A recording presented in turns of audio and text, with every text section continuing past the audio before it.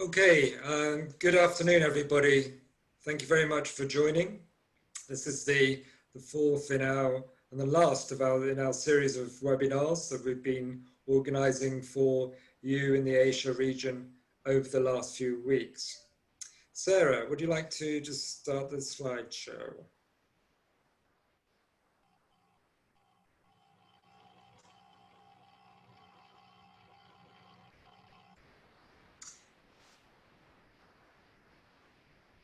Very good.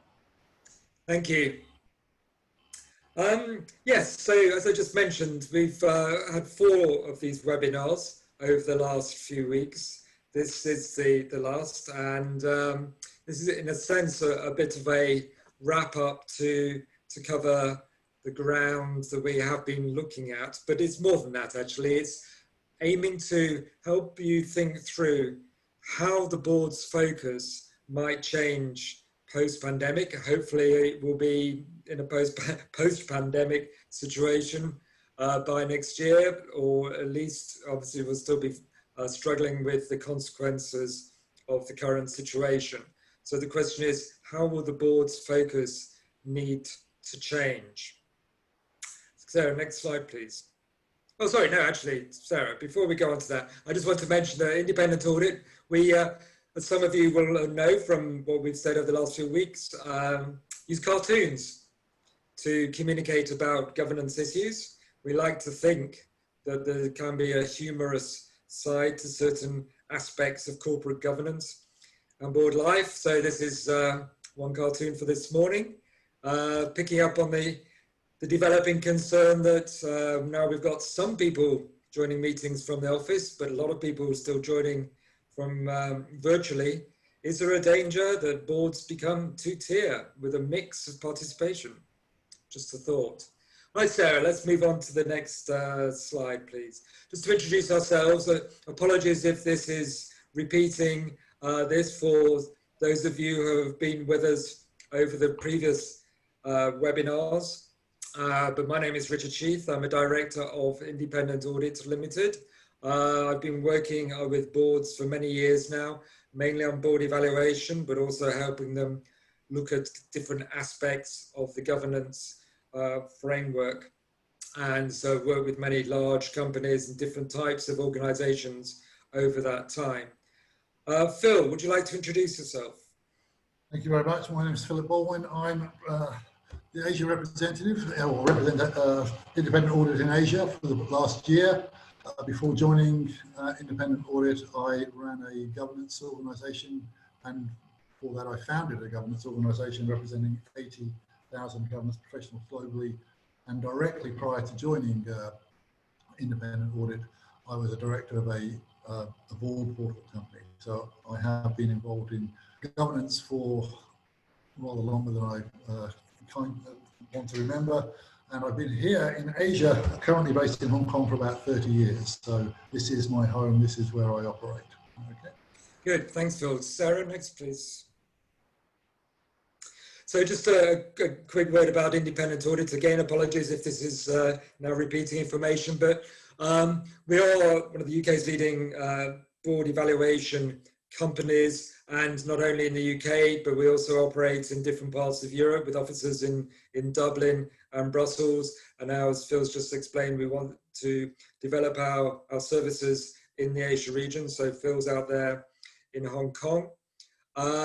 We've worked with over 50 of the FTSE 100, so very much with large companies, but also a wide range of different companies ranging from subsidiaries, unlisted companies, very large charities, membership organizations, all sorts of public sector, so all sorts of companies. So we've seen governance in different guises and organizations with quite different governance objectives and situations. We're also quite leading thinkers around board effectiveness. So if you aren't yet subscribing to our monthly e-bulletin, The Effective Board, then we'll be in touch with you, and Phil can help you subscribe, or you can simply subscribe online. And the other thing just to mention is we not only do board evaluation, but also look at the effectiveness of other parts of the governance framework, including doing internal audit, EQAs, effectiveness reviews, and looking at risk culture and risk governance. Sarah, next please. So what do we want to talk about today? I really want to help you think through where is this leaving boards in the way that they work. Over the last few weeks, we've looked at some specific aspects of that. Now, I just want to wrap this up and provide with you an overview of what we think are the way in which board life, board work will actually change. There's a different cartoon there. You know, we're worried about the length of meetings. We're seeing boards try to carry on with the same style of meetings, and in some cases that's meaning very long meetings, but with people online finding it difficult to participate for that length of time, and obviously joining from different time zones. So what does that mean? Does the board always take quorum? Okay, so yeah, the things I want to discuss are providing you with this model, this overview of how a board might need to change, picking up on three different elements: the strategic, risk and control, and the way the board works. Sarah, next please. So what you've got on the screen here is actually a little model that we're using to help boards think through how things might be changing. And I'm going to, during the course of this webinar, just go through the different elements. But I just wanted to start with this overview. So we see there being really three groups or three aspects of the way a board really needs to think through how things are changing. At the top there, got the strategic side. And a very important part of that is how boards will go about balancing stakeholder interests in the new environment. Moving clockwise, the next area is risk and control. And within that, a very important element is the risk landscape. And the third element, which we think really is going to change, is the way the board works, and particularly the way meetings are structured. So these are what we see as being the three main parts of the future board agenda and the way it's changed. For boards, it's all about making good decisions and making things go right. It's not just about compliance. And so the new environment really affects the way they do those two things, making good decisions and making things go right. So that's just an overview. So let's take each of those three components individually, and we'll look at them in a bit more detail. So first of all, moving to the next slide, let's look at the strategic aspect. Now, we believe that companies and other organizations are going to have to revisit their vision, their purpose, and their values. Those of you who are familiar with the UK Corporate Governance Code will know that when a new code was launched 2 years ago, this question of vision, purpose, and values, and the board's responsibility for making sure that those are clear, was a big change. It was really put up at the front as a primary objective and responsibility of boards, because there was a feeling that boards, whilst they are used to their strategic responsibilities, are too often doing it without looking at the big context of the role of this organization in relation to society. What is it that this organization wants to contribute? What is this organization all about? What are our values? And this is different from just setting out long-term strategic objectives. It's talking about who we are as an organization. So that's the push in the UK. I think a lot of boards are finding that quite difficult and breaking out of that sort of strategic objective thinking.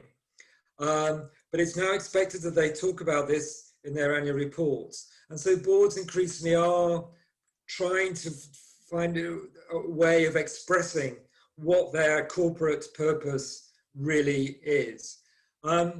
So often, as you know, the UK approach can influence what happens in other countries. So in your territories, you may find that, again, there's a shift towards trying to really strengthen the board's work around its purpose, and in connection with that, the values, the behaviours that it wants to see. That is crucial underpinning to the strategy. So if you think about this in the pandemic environment and where this has left us, I think most people accept that society and communities and the way organizations and corporates work within those societies can't go back to what it was before. I think people recognize that this has actually shaken up the way people actually interact and the response and corporate responsibilities. So inevitably, therefore, that will impact the purpose of the organization and its values as it helps society recover from the pandemic. So looking at different aspects of that, one of those is social responsibility. One of the aspects that boards need to consider is how this has changed their attitude towards contributing to the community. And some believe, and some investor organizations believe, that the way in which organizations have actually behaved towards communities, towards society during this crisis period is actually going to be quite indicative of how strong that organization is going to be in the future.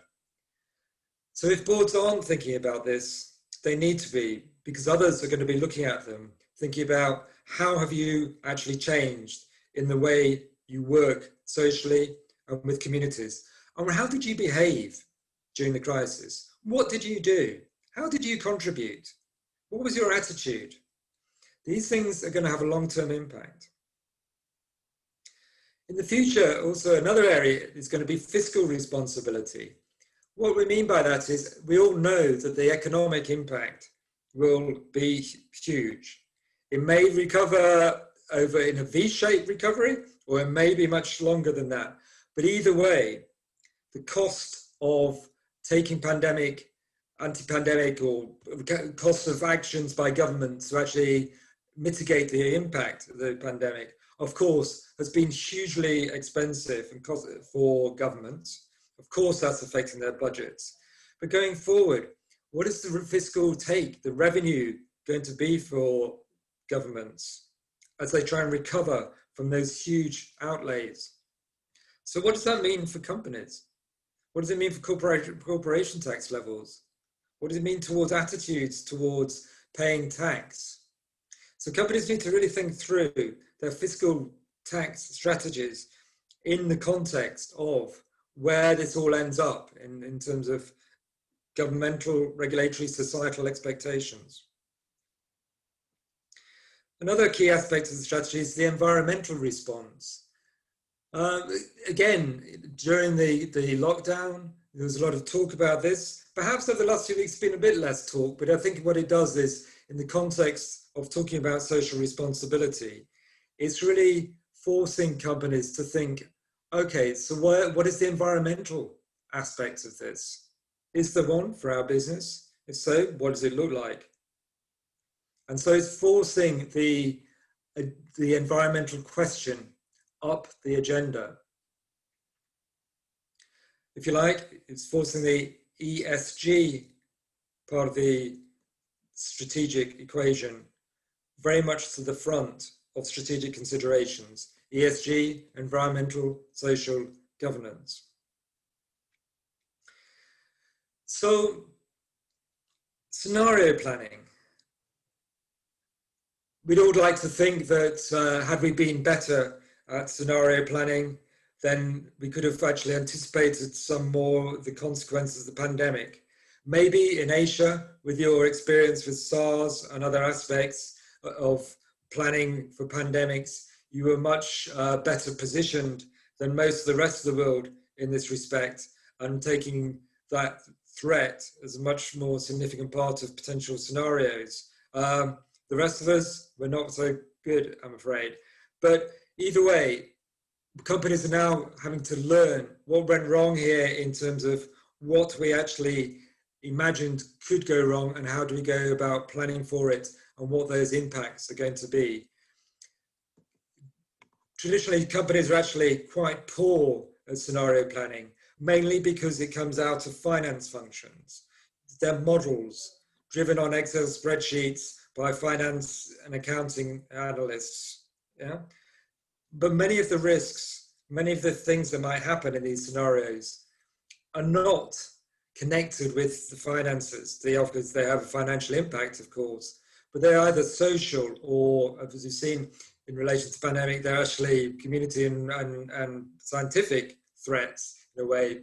But the macroeconomic, the global trade issues, the numerous other environmental threats, climate change, how many of these can really be captured effectively if the scenarios are developed by the finance function in a model?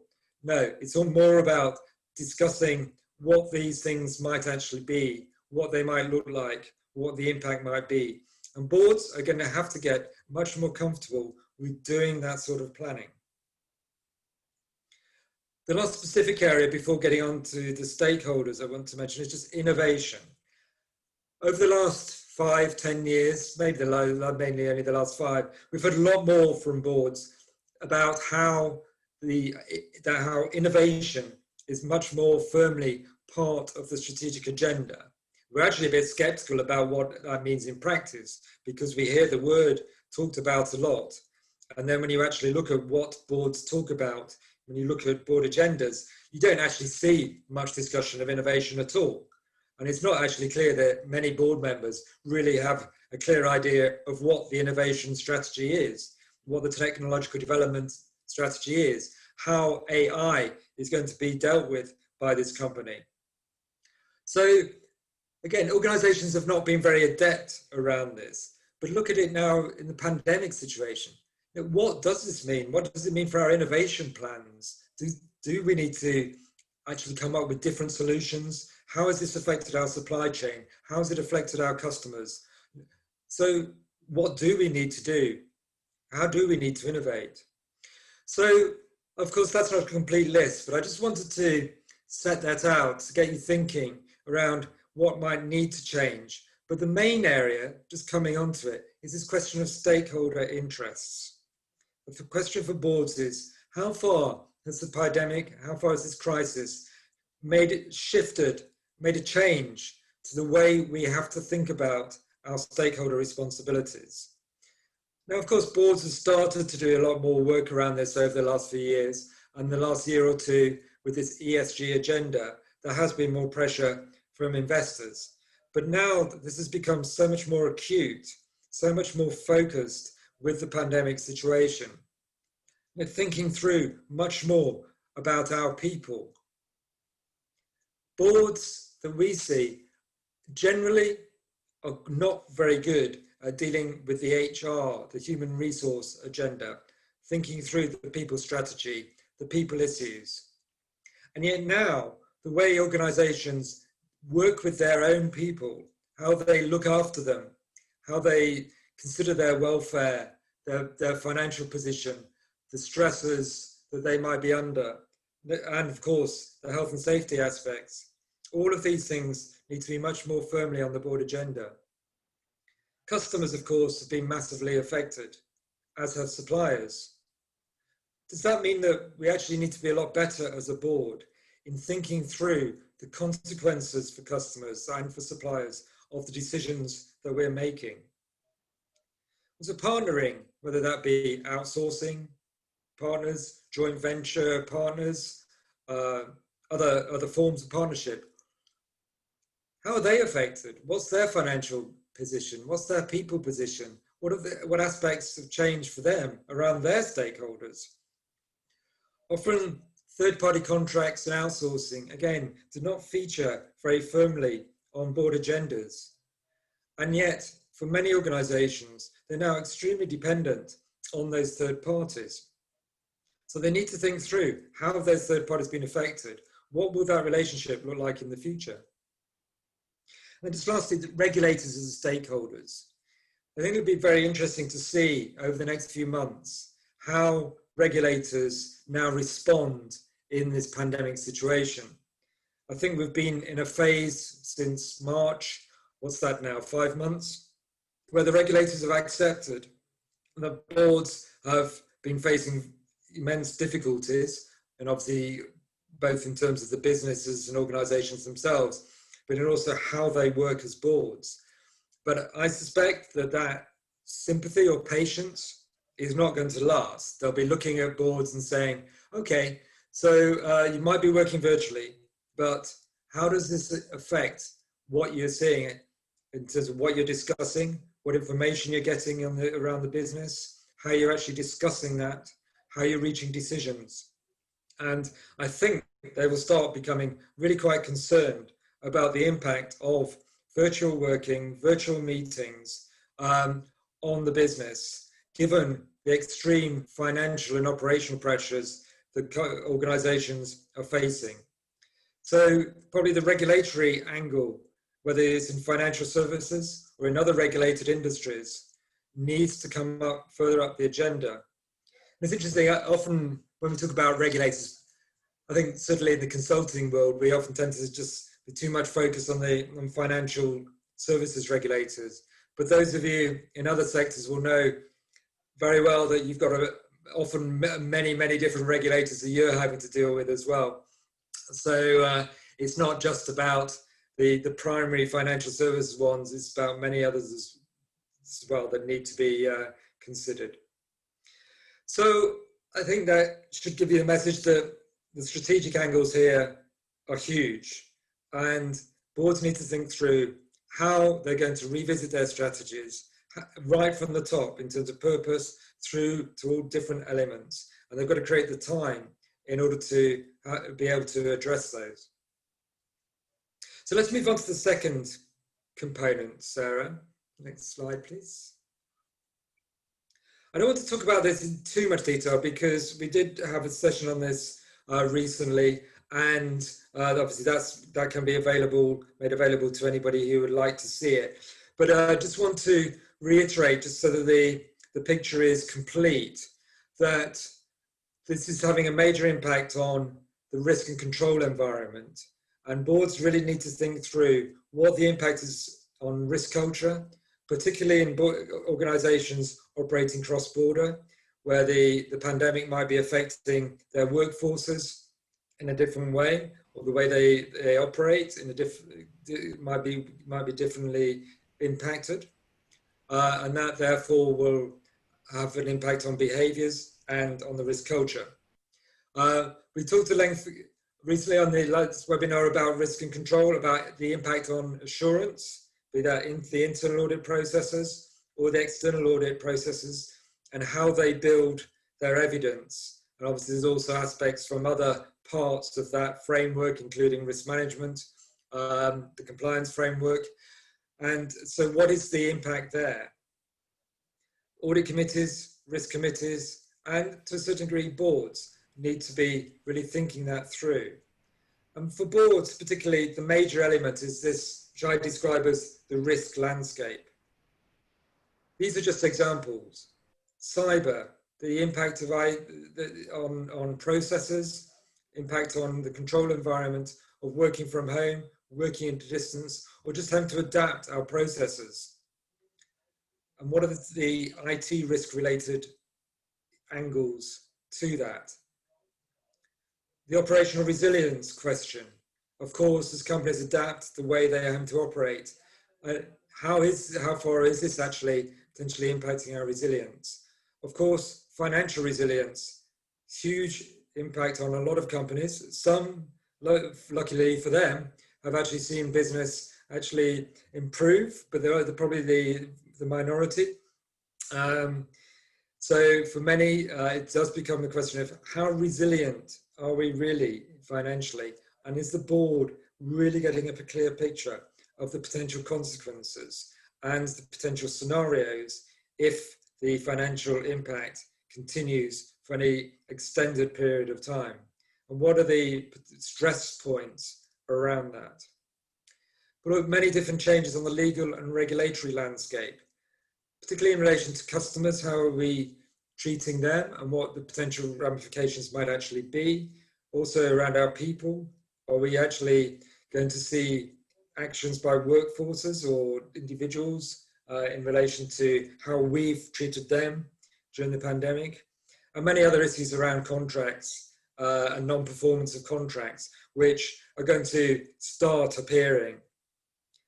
And the last area is just this question of people risk. I've already mentioned welfare, but it's also yet unclear how this is going to affect the way our workforce behaves in terms of its loyalty, its expectations of the employer.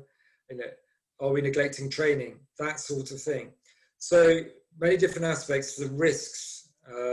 So all of these need to be on the board agenda, and it is a very different environment. So just moving on to the third leg, the last leg. Again, a few weeks ago, we had a webinar on virtual board meetings and how to make those work well. But I just wanted to make this a bit wider on this point about the way the board works. It has to change. It will change. It's already had to, but the ramifications will probably continue well into the future. But this isn't only around virtual meetings, and I'll come on to meeting structure in a minute. It's more than that. It's the leadership and the team dynamics being shown in the boardroom. Organizations are going through crises. Individuals are going through crises. Communities the same. So in this sort of situation, the board's responsibility for showing leadership and clear direction needs to really be thought through. Boards do have a leadership role, and the workforce will be looking for that. And also, from a social point of view, boards need to be showing leadership. We rarely see in boardrooms much discussion of what does our leadership role as a board actually mean in practice. Boards, of course, they meet, they take decisions, and in that respect, they're the top of the organization. But in thinking through how we actually lead this organization, how we set examples, how we communicate, too often that's not really thought through. It's not that every non-executive director has to be involved. Maybe it will end up all going through the chair. But it does need to be thought through, and along with the way in which the dynamics in the boardroom might have been affected as we look to show that leadership. The second point is something which needs a bit of explanation, what I call comfort with ambiguity. I mean, boards always have had to make decisions in situations where the future is unclear.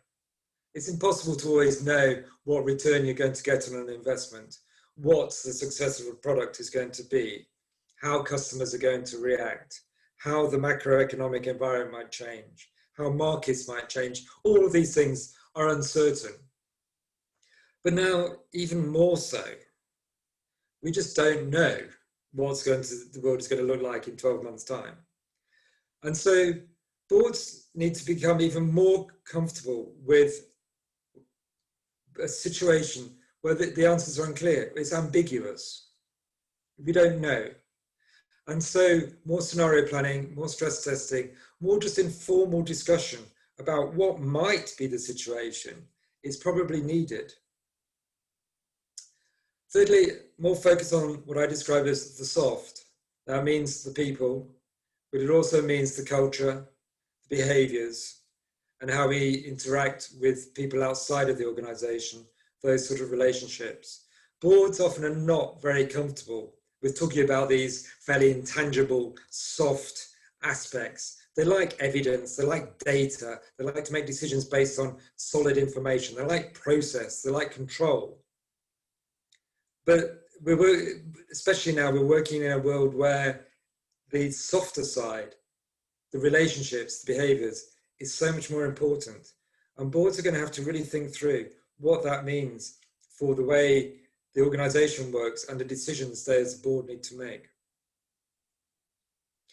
Time, and I'll come on to this when we're talking about meeting structure, but boards need to take a different approach to the way they organize themselves. But so let me actually talk about meeting structure now. Time, obviously the risks, the strategic angles, so much has changed. It's inevitable, probably, that boards need to allow more time for discussions. But that doesn't have to mean, and shouldn't mean, that longer meetings are needed. That's the last thing that anybody needs when they're trying to join a virtual meeting. When in actual fact, what they do need is shorter meetings. So what we suggest is boards need to look at their overall meeting schedule and see how they might structure some of these meetings differently, particularly around the strategic issues. Can they be broken up into 2 or 3 different sessions rather than having a full strategy day? Can management presentations come through a webinar format ahead of the meeting? Can you actually spread committee meetings across different parts of the annual schedule? They don't have to be the morning of the board meeting or the day before the board meeting if people aren't traveling to be in one place. So to see whether there's flexibility there for breaking up the committee schedule. Use of time. I mean, there's no way meetings can be shorter if management still want to make presentations, 10, 15, 30-minute presentations. That just eats up so much time. And so often, they're just repeating what's already in the board pack. This makes no sense. Okay. It made no sense before the pandemic. It makes no sense now, especially makes no sense now. So management have got to be much more disciplined around the way they communicate with boards, which means more effective papers, considering use of things like webinar briefings before meetings. And then when you get into the meeting, just 2 minutes, the headlines, position the issue, position the question to be considered by the board, and then move into what a board should be doing: discussion, debate, Q&A. So these are the sort of things that should be thought about as a different structure. So just jumping back to the way the board works, also I want to pick up on logistics. This is the amount of support that boards need when they're working virtually, but also the technological support. The company secretary really does have to play such a crucial role in making sure that works. I mean, we, as part of our board evaluation approach, observe meetings. So we're now joining meetings online, joining virtual meetings, and we're seeing how they work. And even after 4 months, 5 months, we're still seeing board meetings disrupted by poor technology or individual directors not being able to join by video. These sort of issues need sorting out. And so going forward, and we're going to be in this situation for some time, and at least with a mix of physical meetings and online virtual meetings, probably now as the norm, as normality. So it's time to invest in making sure that the technology is working, but also logistics of making these meetings work are so crucial in terms of making sure papers get out on time, making sure everybody knows how to join a meeting, making sure management who are joining for specific items join at the right time and are able to wait to be invited into the meeting, this sort of thing. And lastly, I just want to re-emphasize, as I will always do, because board information to me is so crucial, the vital importance of changing the board packs, getting the board packs right for these virtual meetings. It's always been the case that boards benefit from shorter papers, very effective overviews, you putting detail into appendices if you have to have it, with good signposting through to those appendices. But this is now even more crucial. When you've got a short virtual meeting, boards have to know right at the beginning what it is they're supposed to be talking about, what the issue is, what are the risks, what the management want, what the management think the board should focus on, that sort of thing. That needs to be upfront in a short paper. So it really is time to think through completely the board pack format. So I just want to stop there. That gives you all three legs in a bit more detail. And say in some respects that's intentionally covering the ground that we've covered over the last few weeks. But I just wanted to bring that all together to suggest how the board agenda is actually changing for the future. So Sarah, if we move on to the last slide. This is just capturing all of that together. There's nothing new here. I won't discuss it. It's just showing how all of those different elements come together, but also communicating how much has really changed or is going to change. So many different aspects of how boards work, so many different aspects of the board agenda are going to be affected by this. So just sitting back and thinking, well, you know, in a few months' time, it'll be business as usual, is not the answer. And as company secretaries, I think you have an important role to play in helping chairs, helping the board, helping committee chairs, committees, really think through what all of this means. And in a sense, almost stop them going back into how things were before, because that's just, in our view, just not going to be viable, not going to work. So I'll stop there. We'll go into question and answers. If you've got any questions, do please use the Q&A function at the bottom of the Zoom screen. Have we got any questions? I just want to go back. Thank you, Richard. That was very interesting and enlightening. I just want to go back a little bit to give you some practical issues that we've had experienced in Hong Kong, for example, and I'm sure companies elsewhere in Asia will have the same issues. We've had quite a few companies suspended, their stock suspended because they couldn't get their audited results out, their financial statements out. And they couldn't get them out because of the pandemic. Because normally what happens is their contacts in China go to the bank or other financial institutions, get signed documentation and physically have to bring it back to Hong Kong. That can't happen at the moment. And while they issued statements and so forth, they didn't look at the actual practicalities of the time frame that it was going and the obstacles they were going to encounter. And this has meant that they've had to make announcements for their about their stock being suspended because they cannot get their financials published because they simply cannot get the information.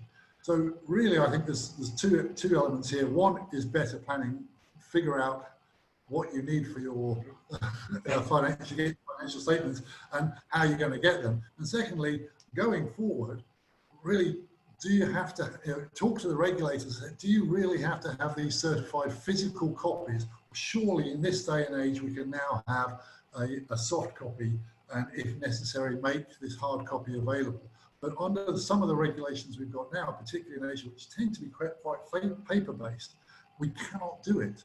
And of course, then it puts the board between a rock and a hard place, and the auditor simply goes, well, I can't sign off the financials because I cannot get access to all the information, even if they've seen the document. So there are practical elements as well that boards and audit committees in particular really need to look at.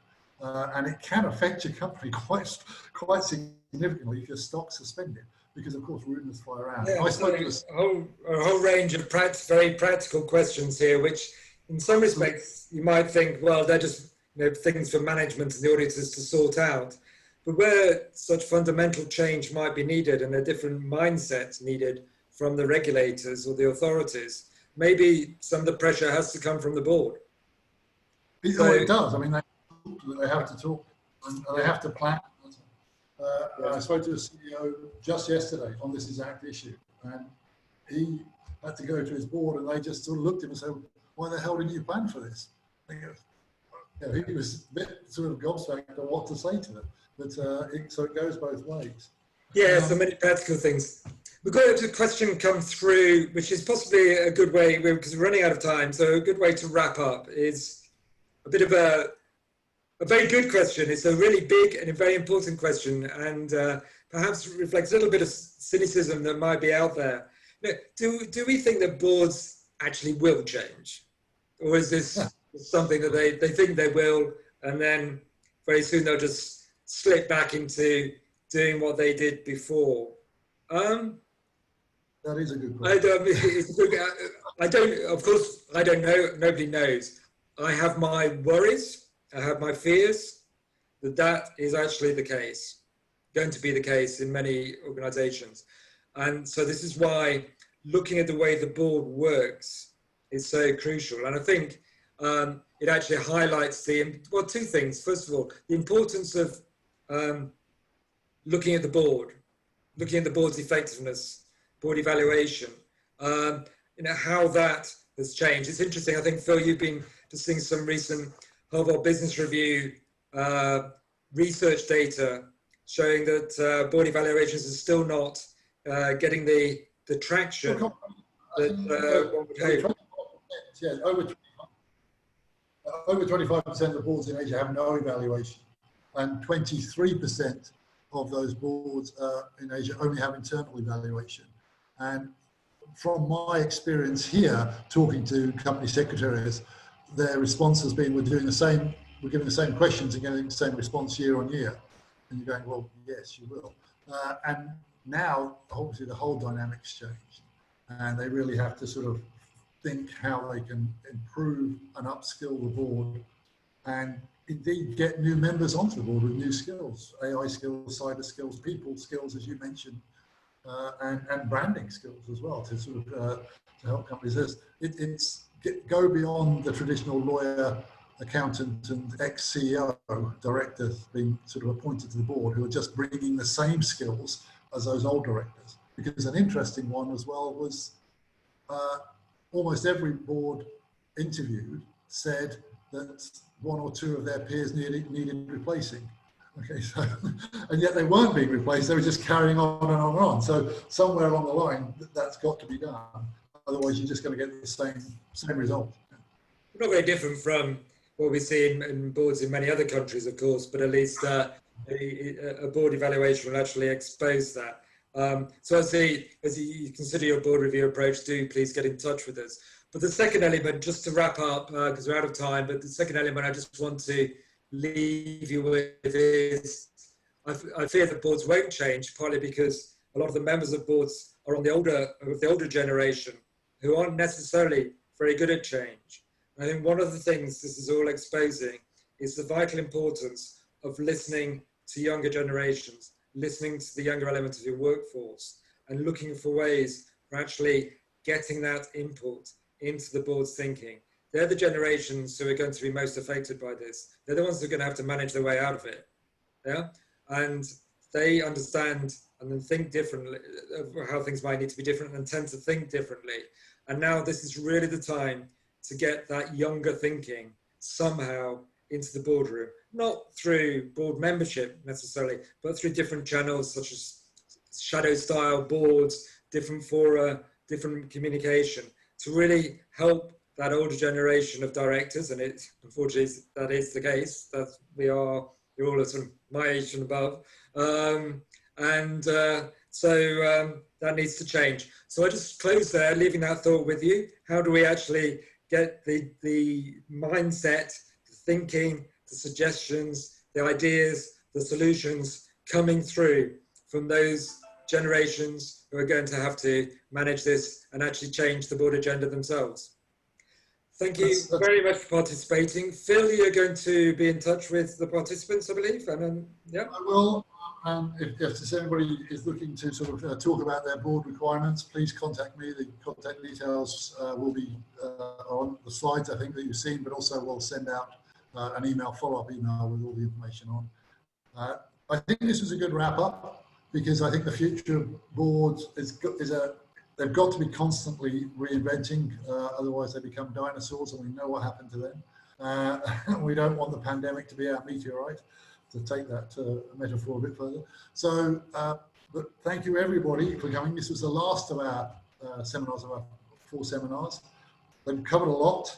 And if you really do want to learn more, we will send out a recording of this so you can look at it again, and also make the other seminars available as well, or webinars I should say, available as well online. So you can go through those and pick your favourite bits.